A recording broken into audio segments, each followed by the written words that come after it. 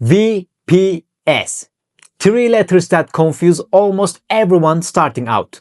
By the end of this video, you will understand it better than 90% of people on the internet. But before we break it down, welcome to Raff Academy.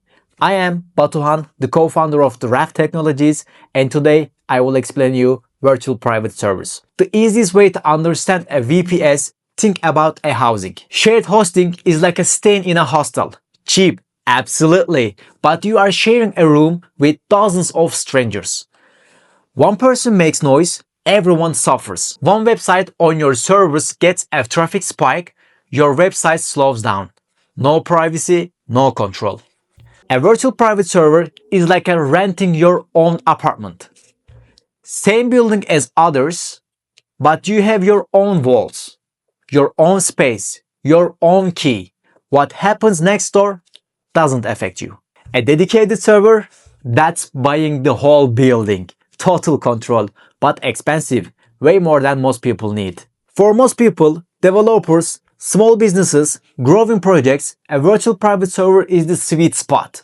Privacy of your own space without paying for the whole building. So, let's break down the name itself. Virtual. It's not a physical box sitting somewhere. It's a software that acts like a server. Private. Your resources are isolated. Nobody else touches them. Server. A computer that runs your website, apps, or projects and serves it to users. Let's put it together. A VPS is your own private server environment created virtually inside a larger physical machine. There is one powerful physical server. We are talking about enterprise-grade processors, a lot of RAM, fast storage. Special software called a hypervisor slices that servers into multiple isolated environments. Think of it like invisible walls inside the building. Each slice becomes a VPS. Your VPS gets a guaranteed resource. 4 GB RAM, that's yours. 2 CPU, it's yours. Dedicated to you, nobody else can touch them. And the best part, if your neighbor's VPS crashes, yours keep running. Complete isolation. So, when does actually VPS make sense? Let me give you a real examples. If you want to host websites, maybe WordPress, maybe a custom site, shared hosting is slow, limited. A VPS gives you dedicated resources and full control over your server. You are building apps, APIs, backends, side projects. You need a place to run without platform restrictions. Here is the most people don't consider. You can rent a VPS and install open source alternatives to expensive platforms. Versal alternative, Netlify alternative. There are free open source tools you install on your virtual private server and get the same experience. If you choose the right one, it's just good, sometimes even better in the features. A lot of developers do exactly this. A trade-off, virtual private servers means you manage it. Updates, security, setup. More power, more responsibility. VPS makes sense if you want full control. You are cost conscious at scale. You want to learn real server skills.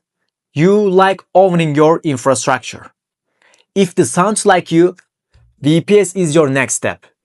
Let's compare your options side by side. Let me give you a real example. We use Versal for our application. After 3 months, cost started climbing. We switched to Render, used Render for 8 months. Same story. As we scaled, the bill kept growing. Then we moved to our own virtual private server. The result? We reduced our cost by more than 60%. Same applications, same traffic, 60% less money. For most of you watching this, virtual private server hits sweet spot. More control than managed platforms, more affordable at scale, powerful enough for real work. If you are ready to get virtual private server, here is what actually matters. The first one is performance. Modern processors, NVMe storage, not old spinning disk. Some providers sell more resources than they have. The symptoms? Random slowdowns, CPU spikes you didn't cause, server stops responding. If this happens, it's not your code. Check Trustpilot, check Reddit. If people complain about these symptoms, avoid the provider. Trust me, you will find it easily. Transparent pricing is another important key. No hidden fees, no surprise bandwidth charges. Reliability, 99% 9 uptime or higher is absolutely required. For the support, when someone breaks at 2 a.m., can you get help? So, next important thing is scalability. This is one matters more than you think. Many chip providers don't offer easy scaling. Your traffic is growing, you need more resources, and suddenly you are migrating into a new provider. That's downtime. That's headache. A good providers let you upgrade in minutes. Your project is more important than saving few dollars. Don't just pick the cheapest option.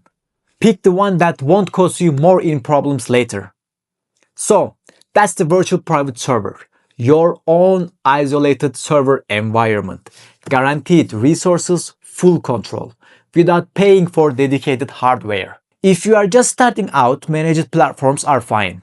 But when costs grow, when you need control, when you are ready to your own infrastructure, virtual private server is the natural step. Now, I'll be honest with you. Remember, when I mentioned you, we moved from virtual to render to the virtual private server and cut our cost by 60%. That journey taught us exactly what developers actually need and what most providers get wrong. This is exactly why we are building Raff Technologies. Not to be another VPS company, but to be the one solving all of your issues. Fast hardware, no overselling, instant scaling, simple pricing. Nothing complicated. If you are looking for another virtual private server provider, you can trust us. Link in the description. Feel free to visit our website. And if this video helped you understand virtual private service better, please subscribe. More content like this coming soon. See you in the next one.